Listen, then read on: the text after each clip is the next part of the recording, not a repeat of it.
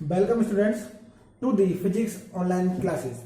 Students, इससे पिछले video में हमने आपको बताया था कि व्हाट इज द आई, उसके पार्ट क्या क्या होते हैं और उसके डिफेक्ट्स क्या क्या होते हैं। जिस तरह से मायोपिया यानी कि निकट दृष्टि दोष एंड हाइपरमेट्रोपिया दूर दृष्टि दोष, और उनका निवारण यानी कि उसकी रेमेडी किस तरह से किया जाता है।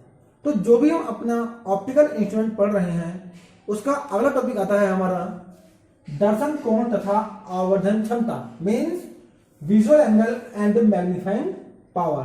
सो what is the visual angle? The angle created by an object at our eye, यानी किसी ऑब्जेक्ट के द्वारा हमारी आंख पर जो भी एंगल क्रिएट होता है उस एंगल को कहते हैं हम visual angle. Suppose that here AB is an object making an alpha angle at our eye. So this angle is called visual angle for the object. तो फिर से बता रहा हूं कि किसी वस्तु द्वारा हमारी आंख पर बनाया गया कोण क्या कहलाता है? दर्शन कोण कहलाता है। क्लियर? और अगर कोई प्रतिबिंब है, अगर प्रतिबिंब के थ्रू भी कोई दूसरा एंगल क्रिएट हो रहा है तो वो होता है बीटा, तो प्रतिबिंब के लिए क्या कहलाता है? वो दर्शन कोण कहलाता है। बट जो रियल में जो होता है दर्शन कोण वो होता है केवल ऑब्जेक्ट के through. So the angle which is subtend by an object at our eye is called visual angle. And second, magnifying power की आवर्धन क्षमता क्या होती है?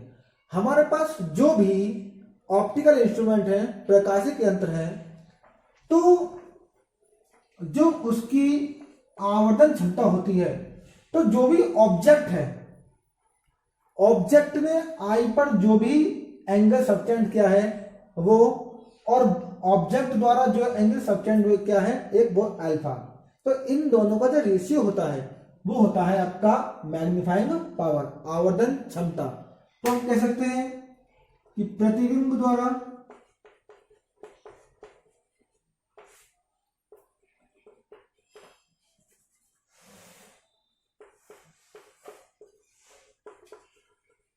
आंख पर बना दर्शन कोण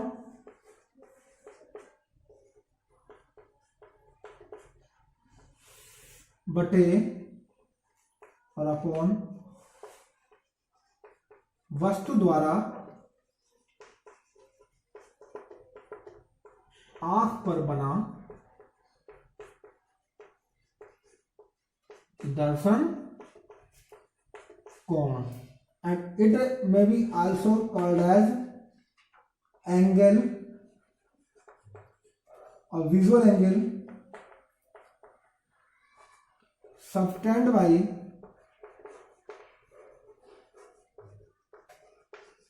the final image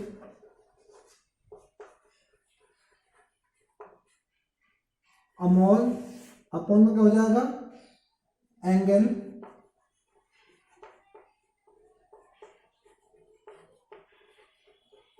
subtended by the object. It may be m is equal to beta upon alpha. So this is the your visual angle. मैं फिर से रिपीट कर रहा हूं उसको कि जो भी हमारा फाइनल इमेज है उसने जो आंख पर जो भी हमारा एक एंगल क्रिएट किया है वो, और ऑब्जेक्ट के थ्रू जो भी एंगल फॉर्म हुआ है वो, उन दोनों का रेशियो क्या कहलाता है? आपका मैग्नीफाइंग पावर कहलाता है। Clear students?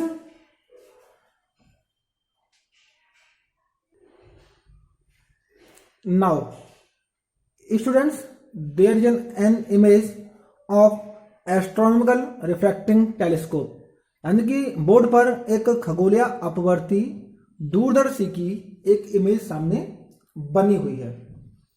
तो इस में क्या होता है? एक तो होता है आपका ऑब्जेक्टिव लेंस जिसको कहते हैं हम अभिदर्शक लेंस, इसकी फोकस दूरी और वक्रता त्रिज्या क्या होती है? बड़ी होती है।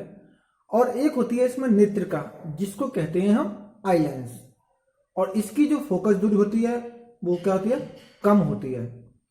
अब सपोज कीजिए जो भी आपका ऑब्जेक्टिव लेंस है उससे अधिक दूरी पर कोई ऑब्जेक्ट ए और बी रखा हुआ है और इस ए बी से चलने वाली प्रकाश किरणें होती हैं वो A1 B1 पर वस्तु का वास्तविक और उल्टा क्या करती हैं, प्रतिबिंब क्रिएट करती हैं। नेक्स्ट हम देखते हैं कि ये जो प्रतिबिंब बना हुआ है ये आई लेंस के बहुत पास बना हुआ है और जो आई लेंस है और आई लेंस की जो फोकस दूरी है एफ ई डैश इसके बीच में बना हुआ है। नाउ अब हम क्या देखते हैं कि ये जो इमेज है A1 B1 इस लेंस आई लेंस के लिए एक इमेज की तरह वर्क करती है, तब इसका एक दूसरा सीधा इमेज कहां बनती है, A2 B2 बनती है ऑब्जेक्टिव लेंस और उसकी फोकस दूरी के बीच में।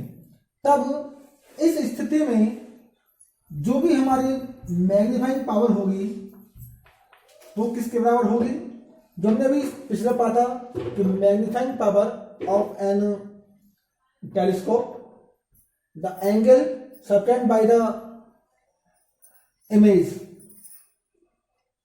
Ratio angle subtend by the object. यहां पर क्या है आपका बीटा अपॉन अल्फा, ये अल्फा एंगल है जो ऑब्जेक्ट की इमेज के द्वारा यहां बनाया गया है। ऑब्जेक्ट के द्वारा अल्फा बना है और इमेज के थ्रू इसको बना है एंगल बीटा, ये रहा आपका एंगल बीटा। अब इसको हम सॉल्व करते हैं तो क्या हो जाता है आपका, यहां पर बीटा की वैल्यू निकालेंगे हम तो बीटा क्या हो जाएगा, बहुत छोटा वैल्यू होगी तो tan बीटा इक्वल टू हम ले लेंगे बीटा। अब हमारे पास ये एक हाइट भी है और इसकी एक डिस्टेंस भी है तो ये हो जाएगा A1 B1 upon A1 E, जो भी ये डिस्टेंस निकल आएगी A1 E मान लेंगे इसको तो A1 B1 और सिमिलरली अब A1 E क्या है हमारे पास, ये जो डिस्टेंस होगी हमारी UE, ये ऑब्जेक्टिव डिस्टेंस रहेंगे तो माइनस की इसको ले लेंगे हम, ये हमारा UE हो जाएगा। सिमिलरली हम अल्फा का ले लेंगे tan alpha equal to A1 B1 और इस ऑब्जेक्ट से यहां तक की दूरी क्या हो जाएगा OA1, तो ये कहलाएगी आपकी A1 B1 अपॉन FO, जो भी आपके ऑब्जेक्ट की फोकस दूरी है। जब हम इसको वैल्यू सबटेंड करेंगे तो क्या कम हो जाएगा, m is equal to A1 upon B1 to A1 upon B2 cancel out हो जाएगी और FO upon UE। So this is the magnifying power of a telescope. Clear students? But जब हम डिस्टेंस लेते हैं तो क्या होता है कि जो भी डिस्टेंस हमारे लेंस के लेफ्ट हैंड साइड में होती है वो डिस्टेंस के साथ नेगेटिव आती है तो ये वैल्यू नेगेटिव हो जाएगी।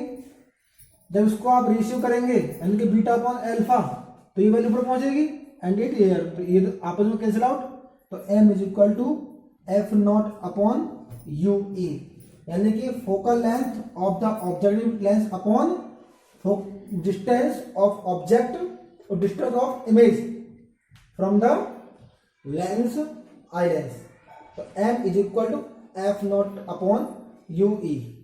नाउ स्टूडेंट्स अब हमारे पास दो केस आते हैं। पहला केस क्या कि जब ऑब्जेक्ट बिल्कुल ही इन्फिनिटी पर रखा हो और जब बहुत ही पास रखा हो, तो पहले केस के लिए देखते हैं हम। नाउ स्टूडेंट्स जब अंतिम प्रतिबिंब अनंतता पर बनता हो means when the final image formed at the infinity, जब अंतिम प्रतिबिंब अनंत बनेगा तो जो हमारा ये अभिदर्शक लेंस है ऑब्जेक्टिव लेंस, इसके थ्रू ये जो इमेज बनेगी ना ये इस आई लेंस के फर्स्ट फोकस पर बनेगी। तो हम कह सकते हैं UE is equal to FE। जब यहां पर बनेगा तो फोकस दूरी हो जाएगी इसके लिए, तब क्या होगा m is equal to minus F not upon FE। तो ये क्या हुआ ये लाइन किसके लिए हुई कि जब ऑब्जेक्ट की इमेज इंफिनिटी पर फॉर्म्ड होगी। Second point is the final image formed at the least distance d of the distinct vision, यानी कि जब अंतिम प्रतिबिंब स्पष्ट दूरी की न्यूनतम दूरी पर बनता हो। तो जो हम लेंस के लिए लेते हैं v इक्वल टू मान लेंगे d, कि हमारी मिनिमम डिस्टेंस क्या है, d है। तब formula 1/ve minus 1/ue is equal to 1/fe। तो आई लेंस के लिए यूज कर रहे हैं इसको हम। तो देखिए 1/ve क्या हो जाएगा, माइनस डी, तो डिस्टेंस माइनस में लेते हैं, माइनस के 1/-ue is equal to 1/fe। इसको सॉल्व करने के लिए हम इस वैल्यू को इधर डिवाइड करके ले जाएंगे, तो ये हो जाएगी वैल्यू प्लस, तो 1/ue is equal to 1/fe plus 1/d, या इस पूरे ऑप्शन में से हम 1/fe ले लेंगे कॉमन, तो यहां पर 1 बचेगा, प्लस यहां पर fe है नहीं, तो ऊपर जाएगा मल्टीप्लाई में fe/d। तो देखिए इसकी आप इधर मल्टीप्लाई करेंगे 1/fe, तो इसकी मल्टीप्लाई इसमें कर देंगे, तो fe से fe कैंसिल हो जाएगा, हमारे बचेगा 1/d बच जाएगा। Now multiplying both side y fo से दोनों कर देंगे हम मल्टीप्लाई, तो fo/ue is equal to fo/fe 1 plus fe/d। Then the magnifying power m is equal to क्या होता है, fo/ue होता है, तो माइनस fo/fe ब्रैकेट में 1 प्लस fe/d। तो स्टूडेंट्स ये आपकी मैग्नीफाइंग पावर आई टेलीस्कोप की, कि जब फाइनल इमेज क्या होगी, जो हमारा आई लेंस है, जो हमारी आंख है, उसके पास बहुत ही मिनिमम डिस्टेंस पर क्रिएट होगी। तो तब के लिए क्या होगा, ये m is equal to minus fo/fe 1 plus fe/d। तो ये इसके लिए फॉर्मूला आ गया। स्टूडेंट्स नेक्स्ट टॉपिक होता है हमारा खोलीय परावर्ती दूरदर्शी।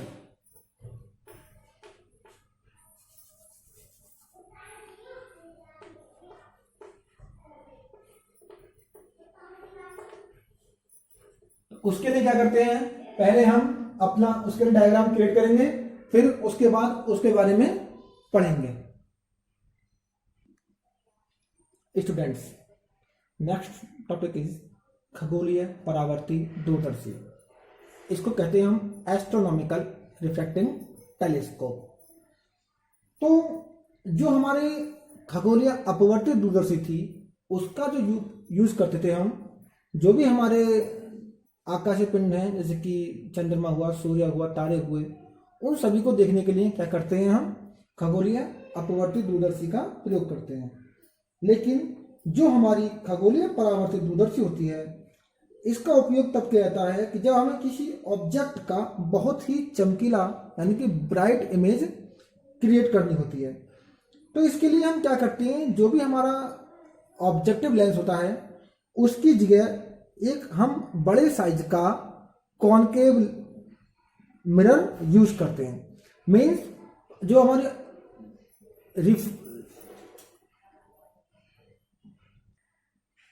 Now students next topic is astronomical reflecting telescope, means खगोलीय परावर्ती दूरदर्शी। तो स्टूडेंट्स इसमें क्या होता है कि हमारा पास एक बड़े साइज का कॉनकेव मिरर होता है, एक प्लेन मिरर M2 होता है। तो जो हमारा एक कॉनकेव मिरर होता है, इसी के सपेक्ष में एक आई लेंस होता है, बहुत ही कम फोकस दूरी का, फोकल लेंथ से कम होती है, जो एक आई लेंस की तरह वर्क करती है। नेक्स्ट अब इसके सामने क्या होता है, एक और प्लेन मिरर होता है जो ऑलरेडी 45 डिग्री एंगल पर रखा हुआ होता है। अब कोई ऑब्जेक्ट है AB, तो इस AB से जो भी रेज आएंगी, प्रकाश किरण आएंगी, सबसे पहले क्या करेंगी, वो इस मिरर M1 पर फोकस करती हैं और इससे रिफ्लेक्शन के बाद ये इस मिरर पर पड़ती हैं, जो पहले से हम इसको एडजस्ट करके रखते हैं। अब इससे रिफ्लेक्ट होकर ये इमेज कहाँ पड़ती है, इस आइलेंस ई पर पड़ती है, जहां पर ऑब्जेक्ट इमेज ए बी बनती है। और जो इसके लिए एक इमेज की तरह वर्क करती है, एक ऑब्जेक्ट की तरह वर्क करती है, और जिसका रियल इमेज कहाँ मिलता है हमें, A'-B' पर मिलता है। तो ये इसकी क्या होती है, इसका कंस्ट्रक्शन हो जाती है और इसी में क्या होता है, किस तरह से इसकी इमेज बनती है सिंपली। फिर जो हम इसकी बात करते हैं मैग्नीफाइंग पावर की, M = बीटा अपॉन अल्फा। क्योंकि ये एंगल कौन सा होगा हमारा, बीटा एंगल होगा, क्योंकि ये इमेज के थ्रू बनाया गया एंगल है, और ये अल्फा कौन, ऑब्जेक्ट के थ्रू बनाया गया एंगल है। तो भाई केस फर्स्ट होता है कि when the image form eight the infinity, जब इमेज अनंत पर बनती है, जब इमेज अनंत पर बनती है तो जो हमारा फोकस वैल्यू निकल के आती है F = FO अपॉन FE।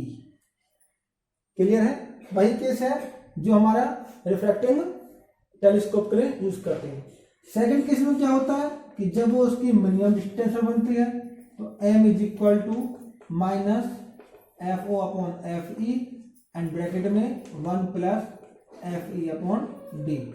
दोनों का डेरिवेशन सेम हो जाता है। तो ये कब होती है, M = -FO upon FE when the, जब अनंत जो इमेज है अंतिम प्रतिबिंब कहाँ बनता है, अनंतता पर बनता है। और सेकंड पॉइंट होता है हमारा M = -FO अपॉन FE और 1 + FE अपॉन D। ये किस किस के लिए है कि जब ऑब्जेक्ट हमारा मिनिमम डिस्टेंस पर क्रिएट होता है। स्टूडेंट्स, द नेक्स्ट टॉपिक, परावर्तक दूरदर्शी की उपयोगिता। कि जो हमारे पास परावर्तक दूरदर्शी होती है उसकी अपवर्तित दूरदर्शी पर उपयोगिता की क्या क्या यूटिलिटीज होती हैं। Utility of reflecting telescope over refracting telescope. पहला, the image formed by the reflecting telescope is brighter than that formed by the refracting telescope. यानी कि जो भी हमारी रिफ्लेक्टिंग टेलीस्कोप है, यानी कि परावर्ती दूरदर्शी है, उसके द्वारा जो भी इमेज बनती है वो बहुत ही चमकीली और स्पष्ट बनती है। किसके कंपैरिजन में, अपवर्तक दूरदर्शी कंपैरिजन में। इसका कारण ये होता है कि इस रिफ्लेक्टिंग टेलीस्कोप में जो भी लाइट आ रही है वो कंप्लीटली क्या हो जाती है, रिफ्लेक्टेड हो जाती है, और उस रिफ्लेक्टेड लाइट को कंप्लीटली लेंस द्वारा, वो जो मिरर द्वारा एब्जॉर्ब कर लिया जाता है, इसलिए जो इमेज होती है वो बहुत ही ब्राइट बनती है। Second, the reflecting telescope is image free from chromatic aberration, यानी कि इसको बोलते हैं वर्ण व्युत्थन।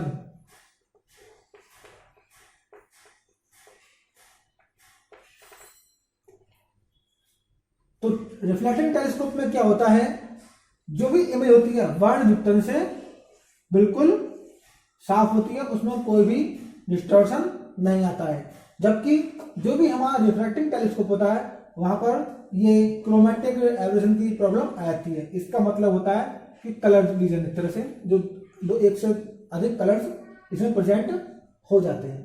Third, with the use of paraboloidal mirror the image may be also be made free from spherical aberration, यानी कि इसको कह देते हैं फिर हम गोलीय व्युत्थन। यानी कि इमेज जो होती है वो एक गोले टाइप में नहीं आती, वो स्फेरिकल नहीं हो पाती है जब भी हम कोई पैराबोलॉइडल मिरर को यूज करते हैं। And the last point, the concave mirror of large aperture is used in refracting telescope but is difficult to use a large aperture in refractive telescope. तो जो भी हमारी रिफ्लेक्टिंग टेलीस्कोप होती है, आप दूर यानी कि परावर्तित दूरदर्शी होती है, उसमें बड़े द्वारक का एक अवतल दर्पण यूज किया जाता है, कॉन्केव मिरर यूज किया जाता है, क्योंकि उसको बनाना आसान है और ये सस्ता होता है। लेकिन जब भी हम एक बड़े द्वारक का ऑब्जेक्टिव लेंस इसमें यूज करेंगे रिफ्रैक्टिव टेलीस्कोप में, तो उसको बनाना बहुत डिफिकल्ट होता है और वो काफी कॉस्टली हो जाता है। तो स्टूडेंट्स, ये हुए आपके अपवर्ती दूरदर्शी और परावर्तक दूरदर्शी और उनकी उपयोगिता। Okay, thank you guys.